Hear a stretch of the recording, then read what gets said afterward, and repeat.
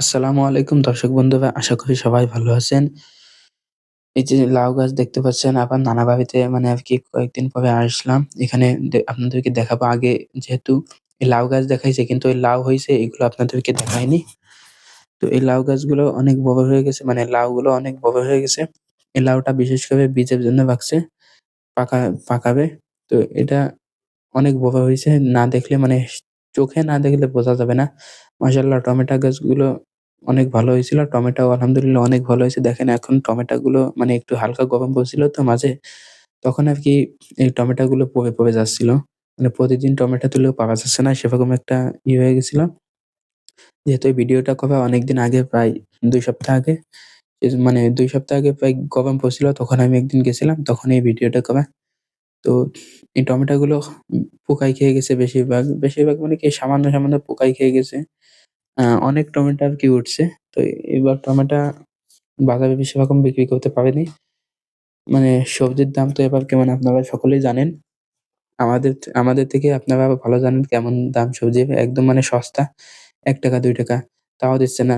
এরকম একটা অবস্থা। যেহেতু ফুলকপি যারা লাগাইছে তাদের চালান একদম নষ্ট হয়ে গেছে। মানে এমন একটা অবস্থা আমি Facebook এ দেখছিলাম যে ফুলকপি যারা লাগাইছে লাথি মেরে ফেলে দিচ্ছে।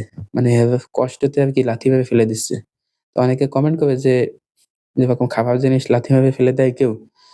তারপরে আরেকদিন আরেকটা ভিডিও ওই লোকেরই ভিডিও দেখছিলাম যে তখন বলল কি যে, "ভাই খাবার জিনিস লাথি মেরে ফেলে দিই। এটা যে কেন ফেলতেছি সেটা আমি জানি।" মানে লাগানো পর্যন্ত লাগানো থেকে বড় হওয়া পর্যন্ত যে খরচ হইছে সে টাকা তো মনে করেন সব লোন নিয়ে। আবার পরে যদি বিক্রি করে ৳১-৳২ করে কেজি তাতে তো লাভ হবেই না কোন রকম। মানে একটা মানে কোন লাভই হবে না। তো ওইখানে তখন বলল কি যে এই কফি যদি ৳১-৳২ করে বিক্রি করে তাহলে মনে করেন কিষান খরচ লাগবে, বাজারে দিয়ে আসতে হবে আড়তে।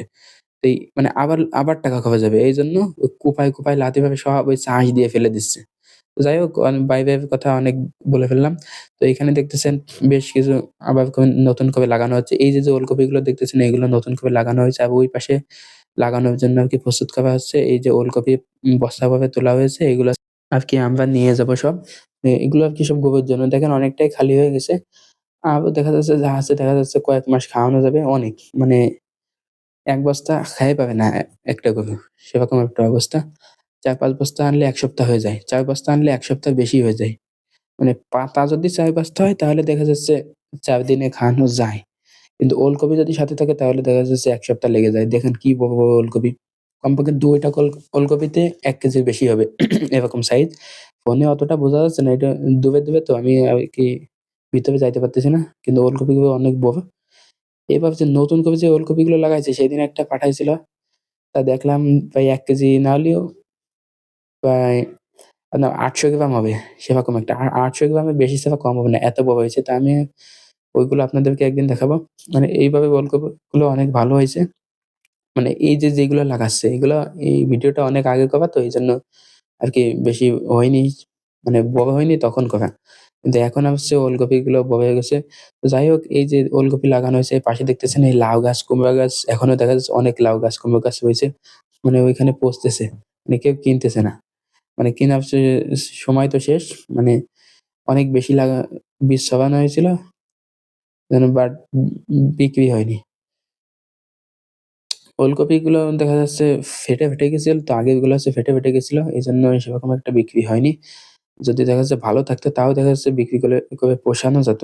কিন্তু সেরকম তো হয়েছিল না। কিন্তু এভাবে ওলকপিগুলো মাশাআল্লাহ অনেক সুন্দর হয়েছে।